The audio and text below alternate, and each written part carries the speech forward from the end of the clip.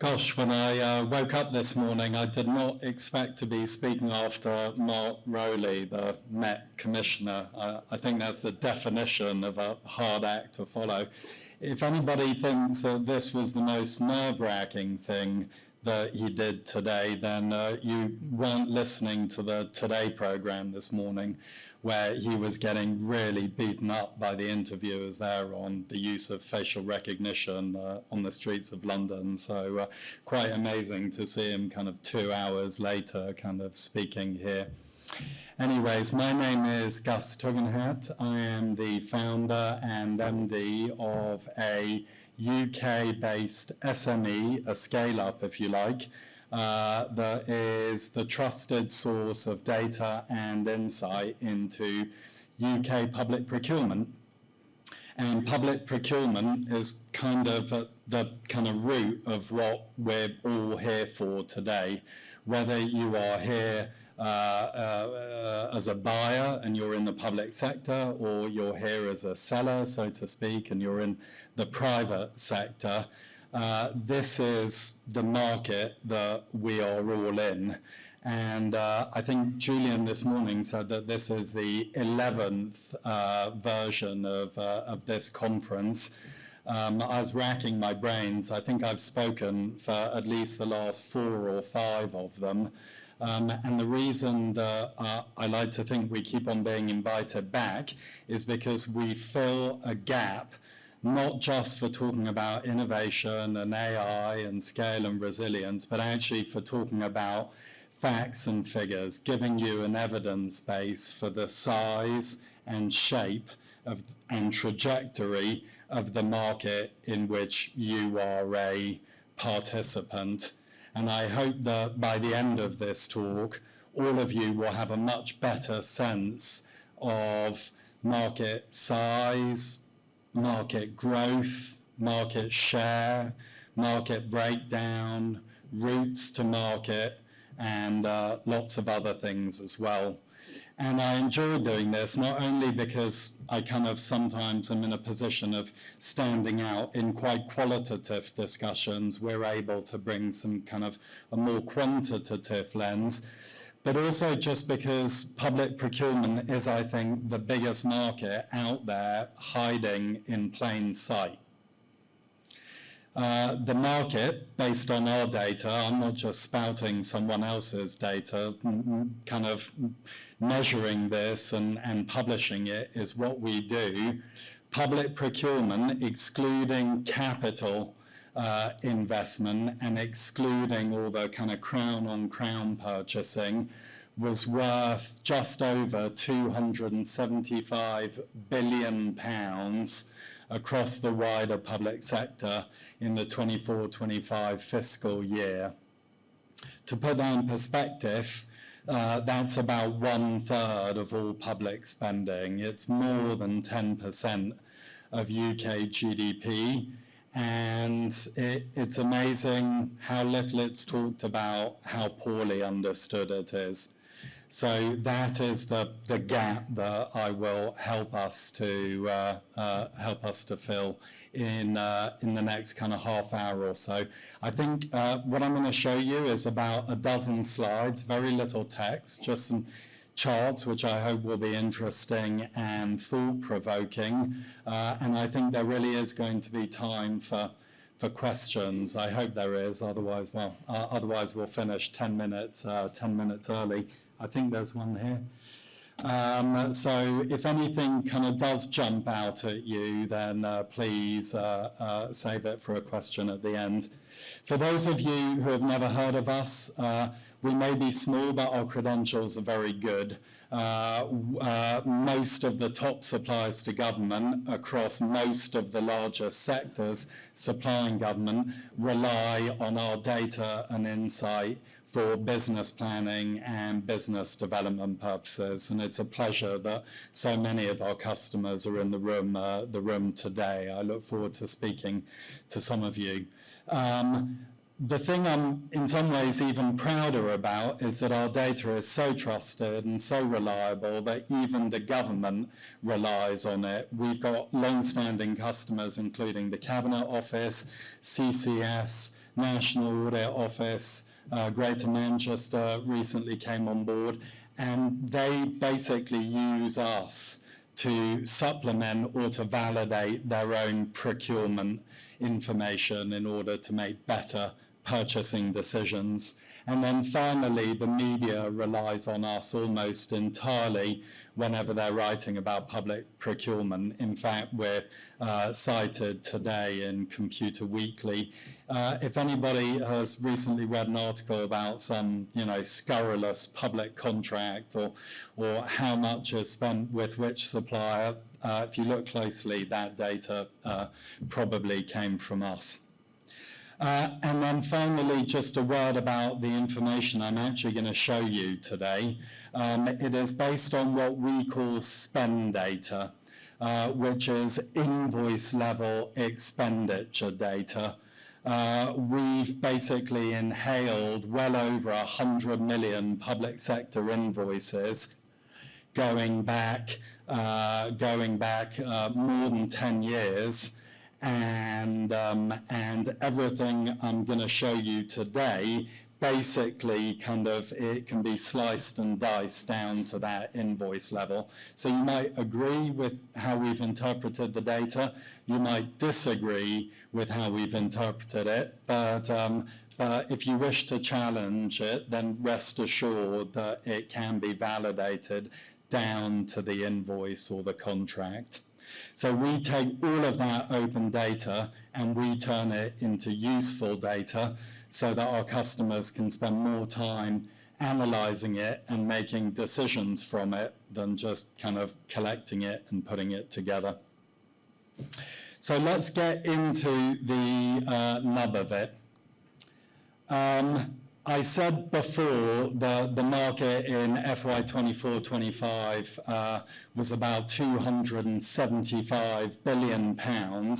What you're looking at on this chart is a breakdown of that market by the main sectors. I think there's a couple of things worth kind of pulling out of this chart.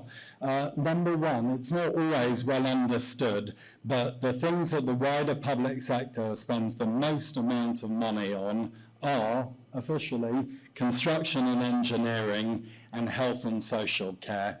It doesn't mean that every part of government spends the most on those things, but in aggregate, those are the top two sectors, each accounting for nearly 20% of that kind of 275 billion. Of those, I think it is quite interesting to see that orange line and to see how it's risen in the last couple of years. That is basically speaking to the kind of investment in expenditure on health and social care, which of course kind of all of us hear about every single day. The rest of this presentation is going to focus on the green line, which is the procurement expenditure on IT. And that accounts for about 7% of total procurement spend, and has been kind of, almost completely flat over that period, which may not seem like a great message, but it does mean that IT is at least kind of keeping up with the overall growth in the market, which a lot of sectors have not managed to do. And then finally, just a word about consultancy. The number of times our data is used in articles about how much is spent with McKinsey or the Big Four or this and that, you'd think that, their spend is huge, or you sometimes hear kind of politicians of all stripes talking about how they're going to kind of slash the consulting budget in order to, fund everything else. Well, newsflash, much as it's talked about, consulting is basically about 2% of the total. So it's much more talked about than it's actually kind of spent on. And beware people who say that either they're going to kind of stop using consultancy services because this government is actually using more of them than the previous government was, all people saying that, they're going to transform the NHS by slashing consultancy spend, because that just doesn't show a grasp of the figures. So focusing on that green line, I think it was, kind of annual procurement expenditure on IT. The point of this slide is I think there's two messages. Number one, procurement of IT really jumped in year one of the pandemic. You can see that little dashed line there, where the market grew by nearly 25% in year one of the pandemic. That's fact number one. Fact number two is that it then just continued to grow from there. It wasn't that the pandemic kind of, led to a spike in spending, which then fell sharply or drifted down. The market was structurally expanded by COVID-related spending, and then it just locked in those gains. The market then just continued growing from there. And I think that speaks to the relatively sticky nature of tech and IT generally. If you were to run this same chart for something like consulting, going back to that, you would see much more of a kind of spike type picture. And then finally, the third point on this slide is that the market is now at record size, and was worth about 18 billion pounds in the last fiscal year. So a really material market, whether you're a big company or a small company, a big buy or a smaller one. You're operating really in a market where there should really be plenty of room for impact. This slide breaks down that market within the main, what we call buyer types. So things like NHS, local government, central government. This is based on our breakdown of the market. Our customers who self-serve access to this data can slice and dice it in whichever way they want and whichever way kind of conforms to their view of the market. I don't think it's any surprise that central government in green accounts for the lion's share of IT procurement spend, but it is worth pointing out that in the most recent year, that was only slightly less than 50% of the market. When you're speaking to a lot of people, you'd think that central government is much bigger than that, or indeed that it's the only kind of show in town, and that really isn't the case. The other point I would draw your attention to is the kind of inflection that has taken place between local government IT spend and NHS IT spend. In year one, they both accounted for about the same share of the total market. By the end of the period, NHS was at about 23%. Having grown by 4 percentage points, and local government was at 15%, having shrunk. So I suppose if this tells you anything, it is that the austerity in local government is real. I don't think that comes as a surprise to anybody that works in local government. I'm thinking to the good question that was asked earlier on today from someone at Leeds City Council. But it is real. When people tell you that the budgets are stretched, they really mean it. And I think there's two things going on here. I think that's a function of kind of sustained austerity, and it is also the result of the available budgets being spent more and more on runaway spend on health and social care in particular at the kind of local local government level. And I think that is very worrying, because the more that squeezes the IT budget, the more that is squeezing the medium and long-term potential for genuine digital transformation. There will never be enough kind of fiscal leeway to kind of spend more money year on year on health and social care.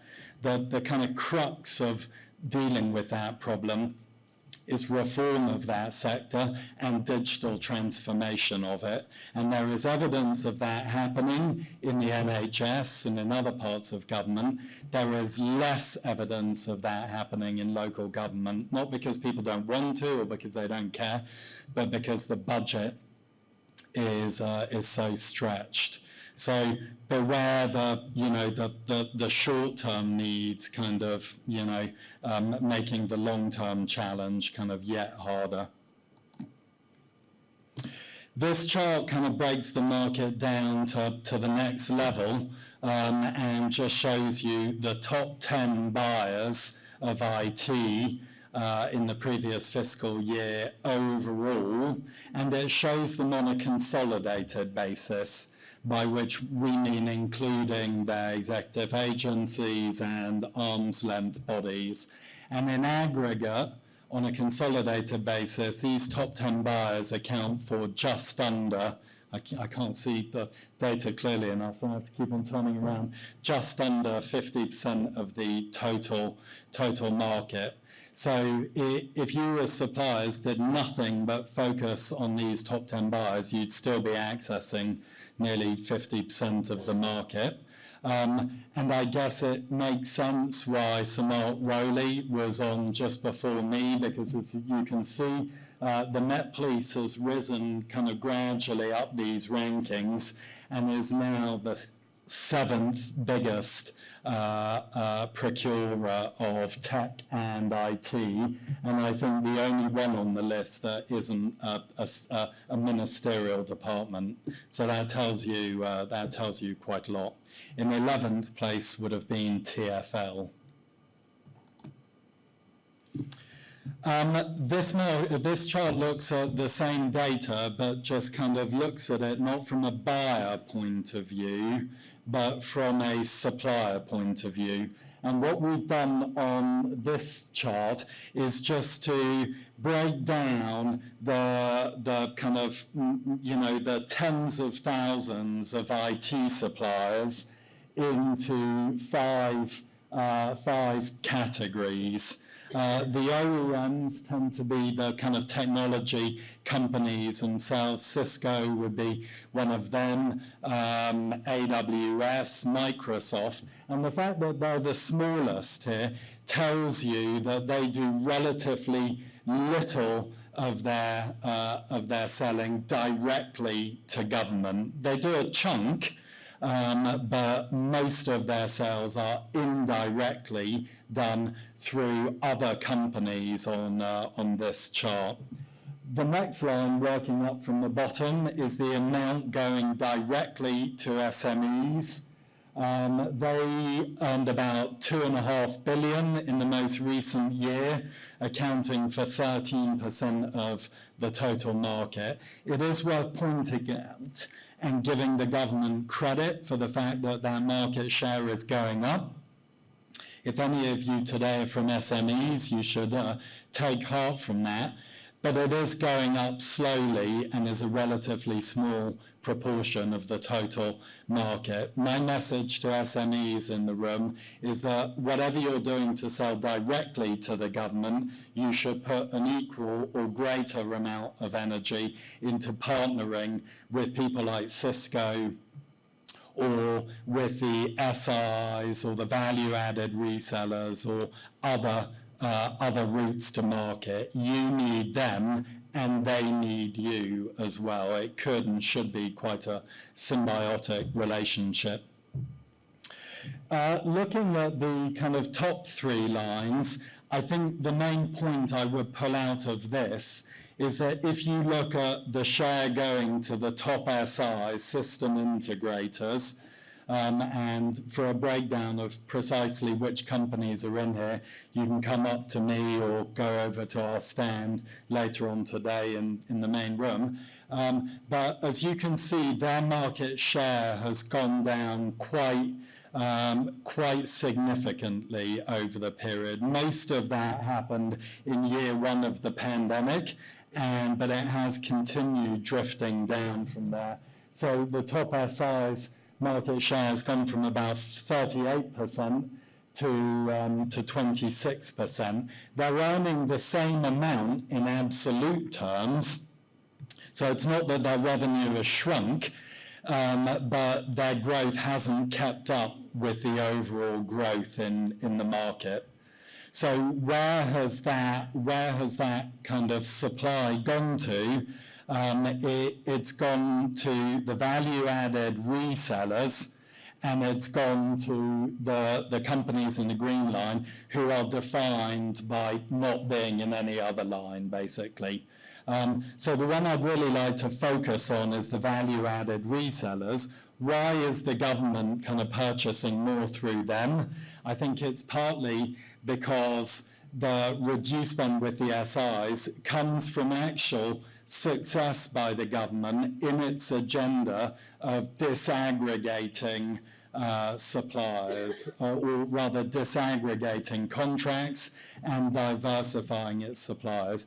Rightly or wrongly, a few years ago there was a sense that the government was too dependent on a small number of technology suppliers, and that there was shall we say, a patchy record of delivery on big IT contracts. The government set about addressing that.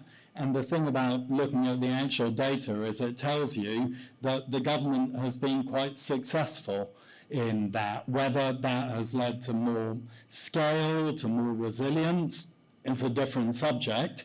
But the government has been successful in changing how it procures IT, and a lot of that demand has gone to the value-added resellers. And I think the other reason why their market share is increasing is because of what I would call the kind of democratization of IT and tech generally. The fact that the more cloud-based it becomes, the lower the barriers to entry of purchasing it, the fewer intermediaries that you have to go through to implement it.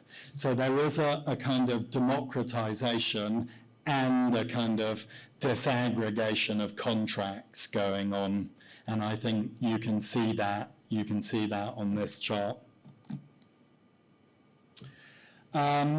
This is a chart on frameworks, and just worth pointing out that in the most recent year, frameworks accounted for just under 60% of all IT purchasing.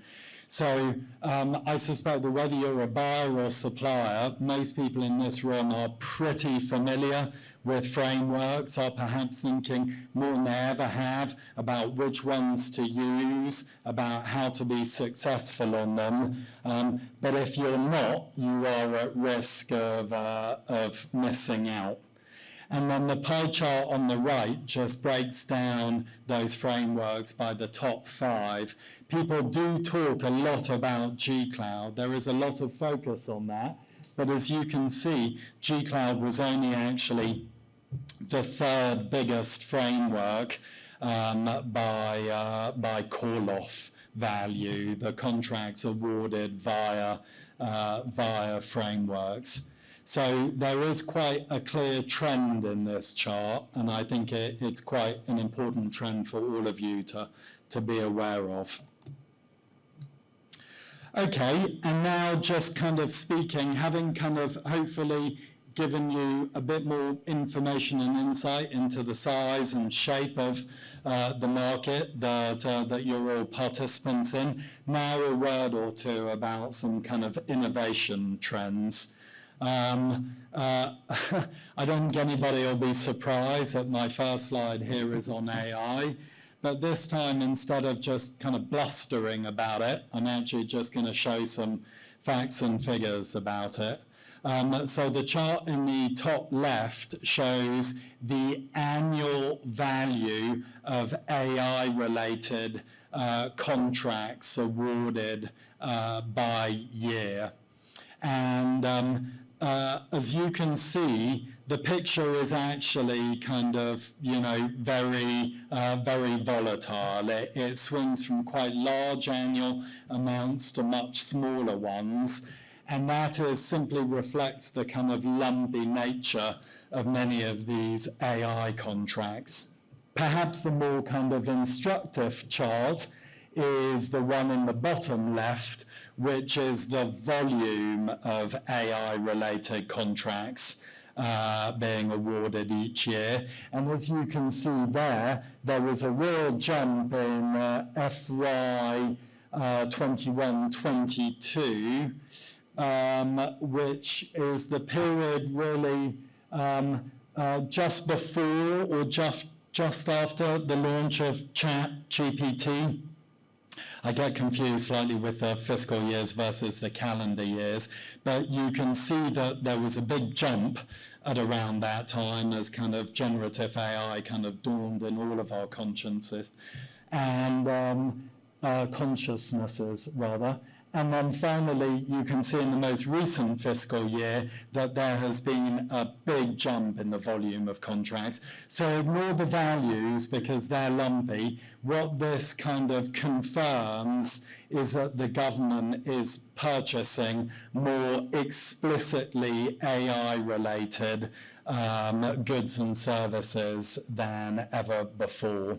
And on the right, you can see a list of the top 10 vendors associated with that AI spend. But of course, one caveat, this is based on Tussel's definition of AI.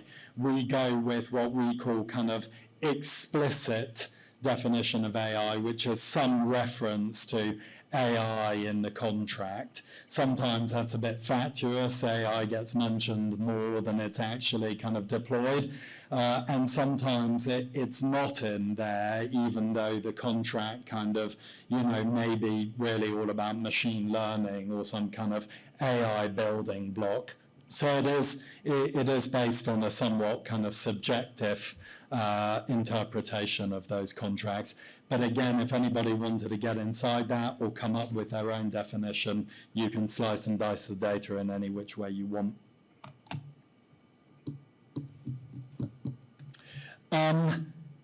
Everybody's kind of saying, yeah, let's kind of, let's deploy more AI and, all the kind of, productivity gains associated with that. But all of us in this room are familiar with the concept of trade-offs. And I don't think trade-offs get talked about nearly enough. To go back to the question from Leeds City Council, that was basically a question about trade-offs. And I'm not sure that the answers given by the panelists before were as kind of blunt about those trade-offs as I think the conversation needs to be. One of those trade-offs is that right now, a lot of that kind of AI capability, it sits with US companies. A lot of it sits with Chinese companies as well, but the government is already much more cautious about purchasing directly from Chinese companies. But let's all be honest, US companies are at the forefront of the AI revolution. They're by no means the only companies, but I think they probably make up a majority of the investment and the capability right now. So one of the trade-offs is going to be that the more AI the government procures, the more reliant it's going to be on a handful of large US tech companies, and the trade-off there is about sovereignty. And this chart tells you that in the most recent year, 39% of IT procurement was with UK-based, UK headquartered firms. So when I say UK headquarters, it would not be the UK arm of a US company or a Japanese company or whatever it is. I think when we originally drafted this, it said only 39%, and I removed that because I don't really want to come in with our own judgment and biases. But it is much less than 50%, and it is declining slightly over that period. So I'm not saying this is right or wrong, but it's a consequence of the trade-offs that, you know, the government is dealing with every day.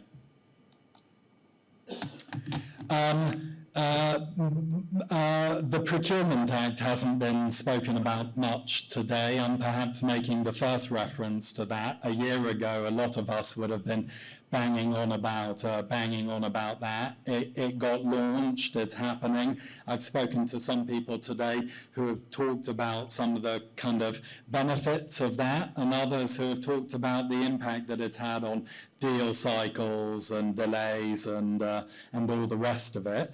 This chart kind of picks out one theme, which is what are called reservation of contracts under the Procurement Act, which is being able to reserve certain contracts for SMEs, for VCSEs, for locally based companies, however, you know, the purchaser wants to define local.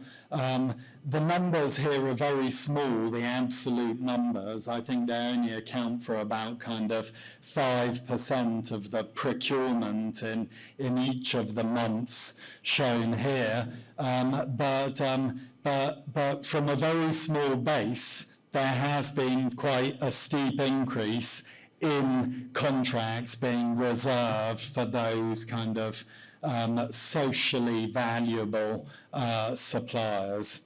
And you can rely on us to go on measuring that, and whether it tails off or continues to grow at this pace, I think that will be quite an interesting trend to monitor. And then finally, just a chart which looks kind of forward in time, which makes the point that there are £26 billion worth of live service-related IT contracts. So that would be not goods or materials. So we focus on services because they're more likely to be of a recurring nature. There are £26 billion worth of live contracts rolling off within this Parliament. And I think whether you are a buyer of technology and you're looking to kind of change how you purchase, who you purchase from, or whether you're a supplier looking to challenge the incumbents, there's an awfully big pie to go after, not in a reactive way of kind of responding to open tenders. As soon as the tender comes out, it's both reactive and it is competitive. The real way to kind of influence the market, to shape the market, is to plan ahead, to be proactive. And the best trigger for that is contracts coming up for renewal in the future, or early indicators of buying intent, which are also available in our product as well. So just a reminder for people to get out of this kind of, you know, this mindset that the success in the public sector is responding to tenders, and to kind of get ahead of the activity. If you want to sell tomorrow, then start. If you want to sell today, then start building relationships with all of the people who are going to be purchasing tomorrow. There's slightly less time for questions than I thought. I'm sorry, there was more to go through than I had realised, or I've taken longer about going about it. We do have, I think, a minute. Is there anybody that wants to fit a question into 1 minute? Very simple question. Yeah. Come and speak to us after this in the room, but it would be a good example of that would be blue light or transport. Those are two of them right off the bat. Any other quick fire questions like that one? Yeah, if someone wants to shout on the back row.